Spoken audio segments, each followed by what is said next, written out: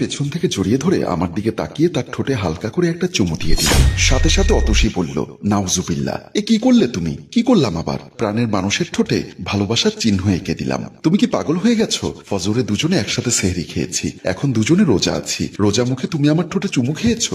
এখন কি আমাদের রোজা আছে? সত্য কথা বলতে আমি নিজেও বিষয়টি খেয়াল করিনি। আমি যে রোজা রেখেছি সেটা আমি নিজেই বেমালুম ভুলে গেলাম। হায় হায়, এখন কি হবে? আমি এমনই অতসীকে দেখলে নিজেকে আর কন্ট্রোল করতে পারি না। সারাক্ষণ ইচ্ছা করে ওকে জড়িয়ে ধরে চুমায় চুমায় ভরিয়ে দিতে। আমি প্রায় সময় ওকে ধরে এমনটা করি, কিন্তু এখন যে রমজান মাস চলছে সেটা আমি ভুলে গেছিলাম, তাই টেনশনে পড়ে গেলাম। আমাকে বিচলিত হতে দেখে অতসী বলল, রোজার মাসে রোজা রেখে আমাকে চুমু দিয়ে নিজের রোজাটা ভাঙলে আমার রোজাটাও ভেঙে দিলে। এখন আল্লাহই জানে এ রোজার কাফফারা কি হতে পারে। আমি অনেক ভেবেচিন্তে বললাম, আমি যতটুকু জানি একটা রোজা ভাঙার কাফফারা বাবদ ধারাবাহিকভাবে 60টি রোজা রাখতে হয়। সেটা তো রোজা রেখে কিছু খেয়ে ফেললে সেটার কাফফারা, কিন্তু এটাতে তো তুমি সরাসরি আমাকে চুমু খেয়েছো। আমি যতটুকু জানি রোজা রেখে যৌনতা করা অনেক বড় অপরাধ। এর শাস্তি কি হতে পারে সেটা তো আমি চিন্তা করে কুল পাচ্ছি না। দেখো অতসী, সত্যি আমি ভুলে গেছি আমি যে সকালে সেহরি খেয়েছি, আর আমি ইচ্ছা করেই তোমাকে চুমু দিয়ে রোজা ভাঙিনি। তোমাকে দেখলে আমি নিজেকে কন্ট্রোল করতে পারি না। বিয়ের পর থেকে যেটা তুমি দেখে এসেছো, কারণে বা অকারণে আমি সারাক্ষণ তোমাকে চুমু খাই। রোজার মাস না হলে তো সমস্যা ছিল না, কিন্তু রোজা রেখে স্ত্রীকে চুমু খেলে সেই রোজা কি থাকবে সেটা তো আমি জানি না। এখন কি করবো বলো তো? কি করবে সেটা তো আমিও বুঝতে পারছি না। তুমি এক কাজ করো, কোনো হুজুরের কাছে গিয়ে কথাটি বলো, ওনার কাছে এটার মাসালা কি সেটা জিজ্ঞাসা করো। তোমার কি মাথা ঠিক আছে অতসী? এই কথা জানাজানি হয়ে গেলে সবাই ছি ছি করবে, এমনকি আমাদেরকে এক ঘরেও করে দিতে পারে। অথচ যে মনিব মওলাকে খুশি করতে আমরা রোজা রাখি, তুমি তাকে ভয় করছো না। আজ না হয় আমরা ঘটনাটা ধামাচাপা দিয়ে পার পেয়ে যাব, কিন্তু কাল রোজ হাসরের ময়দানে আল্লাহকে কি জবাব দিব? অতসীর কথা শুনে আমিও টেনশনে পড়ে গেলাম। আমাকে চুপচাপ থাকতে দেখে অতসী মন খারাপ করে রান্নাঘর থেকে চলে গেল। অতসী ডাইনিং টেবিলে গিয়ে একটা চেয়ার টেনে বসে কাঁদছে। অতসীর বুদ্ধি হওয়ার পর থেকে কোনোদিন কোনো রোজা সে ভাঙেনি। শুধু মেয়েলি সমস্যার কারণে রোজা রাখতে পারতো না বলে পরবর্তীতে রমজানের পরে সেই রোজা অতসী রেখে দিত। কিন্তু আজ রোজা রেখে ওর স্বামী ওকে চুমু খেয়েছে, তাই অতসী বসে বসে কাঁদছে। এমন সময় আমার মা বাথরুমে যাওয়ার সময় হঠাৎ লক্ষ্য করলো ডাইনিং টেবিলে অতসী বসে কাঁদছে। মা কিছুটা অবাক হলো। সবেমাত্র বিয়ে হয়েছে আমাদের, বিয়ের এতদিনের মধ্যে কখনো অতসীকে কাঁদতে দেখেনি। আজ কি এমন হলো অতসী ডাইনিং টেবিলে বসে কাঁদছে? মা মনে মনে ভাবলো, হয়তোবা জীবনের প্রথম রোজা বাবা মাকে ছাড়া শ্বশুর বাড়িতে করতে হচ্ছে বলেই হয়তোবা বাবা মায়ের কথা মনে করে কাঁদছে। তাই অতসীকে সান্ত্বনা দেওয়ার জন্য মা অতসীর কাছে গেল। কাছে গিয়ে অতসীর কাঁধে হাত রেখে বলল, কি হলো বৌমা, তুমি কাঁদছো কেন? অতসী চোখের জল মুছতে মুছতে বলল, না মা, কিছু না।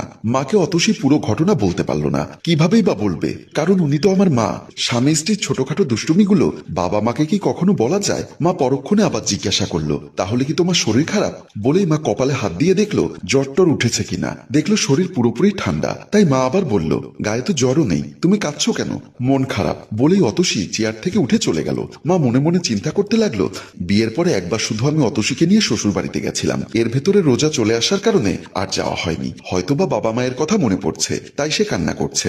আমার বাবাকে এই কথা বলার জন্য মা বাথরুমে না গিয়ে ড্রয়িং রুমের দিকে চলে গেলেন। বাবা তখন ড্রয়িং রুমে নামাজ পড়ার জন্য জায়নামাজের পাটি পাচ্ছিল। মাকে কাছে আসতে দেখে বাবা বলল, কিছু বলবে? তাড়াতাড়ি বলো, আমি নামাজ পড়বো।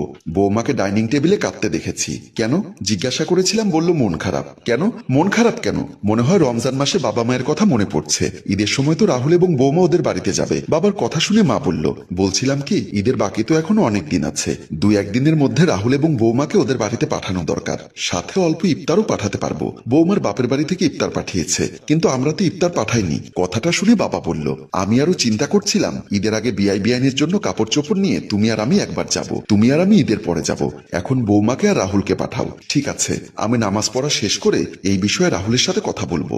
বলেই বাবা নামাজের জন্য দাঁড়িয়ে গেল, আর মা বাথরুমে যাওয়ার জন্য চলে আসলো। এদিকে আমাদের মুখোমুখি ফ্ল্যাটে থাকেন একটা হুজুর। ওনার স্ত্রী প্রিয়া ভাবির সাথে অতসীর ভালো সম্পর্ক, তাই অতসী প্রিয়া ভাবির কাছে গেছে এই ব্যাপারে কিছু জানার জন্য।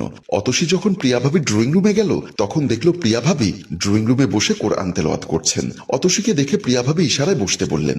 অতসী পাশের সোফায় বসলো। প্রিয়া ভাবি কোরআনের পারাটা শেষ করে বলল, ভাবি অসময়ে, একটু পরেই তো ইফতারের সময় হয়ে যাবে। একটা সমস্যায় পড়ে আপনার কাছে এসেছি। কি সমস্যা বলুন? ভাবি, আপনি যেহেতু মেয়ে মানুষ, তাই আপনার কাছে সবকিছু নির্দ্বিধায় বলা যাবে। তার উপর আপনি হুজুরের বউ, আশা করি আপনি আমার সমস্যার সমাধান দিতে পারবেন। আমার জানা থাকলে অবশ্যই আপনাকে সমাধান দেওয়ার চেষ্টা করব। তারপর অতসী অনেক ভেবেচিন্তে বলল, ভাবি আপনি তো জানেন আমাদের বিয়ে হয়েছে বেশি দিন হয়নি, এর মধ্যে চলে এসেছে রমজান।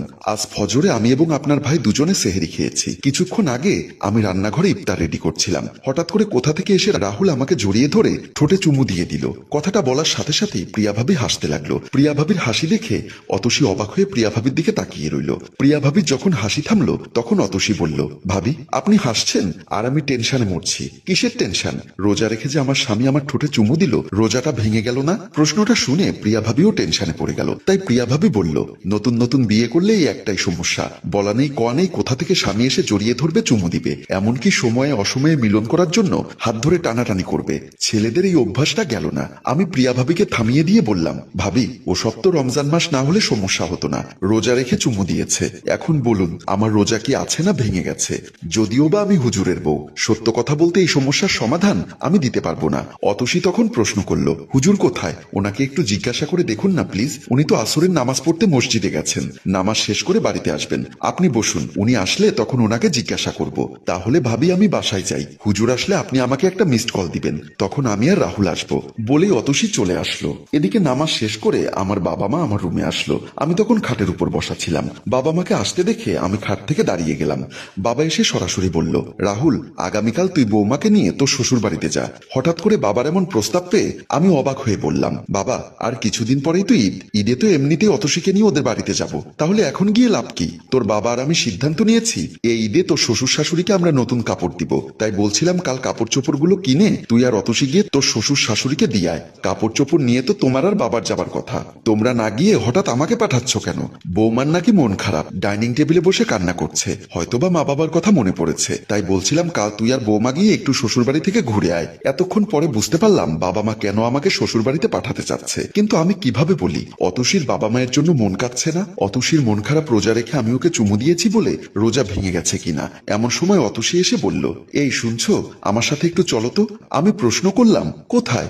আহা এসো তো, গেলেই বুঝতে পারবে। বলেই বাবা মায়ের সামনে থেকে আমার হাত ধরে টানতে টানতে নিয়ে আসলো।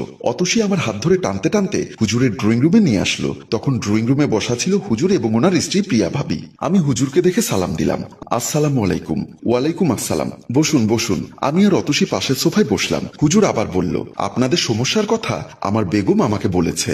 ততক্ষণে আমি বুঝতে পেরে গেছি অতসী নিশ্চয়ই এর মধ্যে এসে হুজুরের বউকে সব কথা বলে গেছে। আমাকে চুপচাপ থাকতে দেখে হুজুর আবারও বলল, রোজা রেখে স্ত্রীকে চুমু খাওয়া বা জড়িয়ে ধরা যাবে, তবে গোসল ফরজ হওয়ার মতো পরিস্থিতি তৈরির আশঙ্কা থাকলে এমনটি করা মাকরু।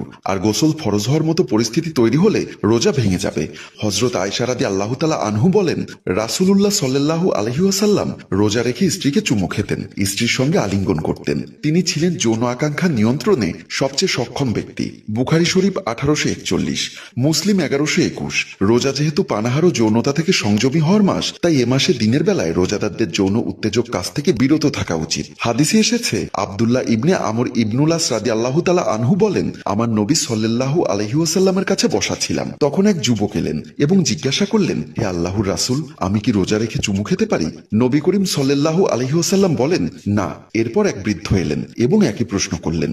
নবী করিম সাল্লাল্লাহু আলাইহি ওয়াসাল্লাম বললেন, হ্যাঁ। আমরা তখন অবাক হয়ে একে অপরের দিকে তাকাচ্ছিলাম। নবী করিম সাল্লাল্লাহু আলাইহি ওয়াসাল্লাম বলেন, আমি জানি তোমরা কেন একে অপরের দিকে তাকাচ্ছ।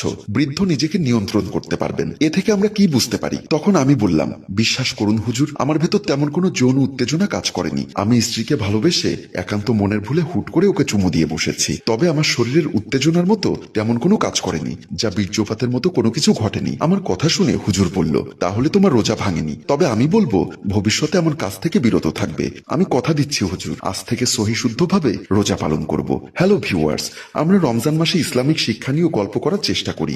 এই গল্পটিও তারই ধারাবাহিকতার অংশ। আশা করি আমাদের ভুল ত্রুটি ক্ষমা সুন্দর দৃষ্টিতে দেখবেন। আর গল্পটা সম্পর্কে আপনার মূল্যবান মতামত কমেন্ট বক্সে লিখে জানাবেন। গল্পটি ভালো লাগলে এক্ষুনি শেয়ার করে দেওয়ার অনুরোধ রইল। সবাইকে পবিত্র রমজান মাসের শুভেচ্ছা।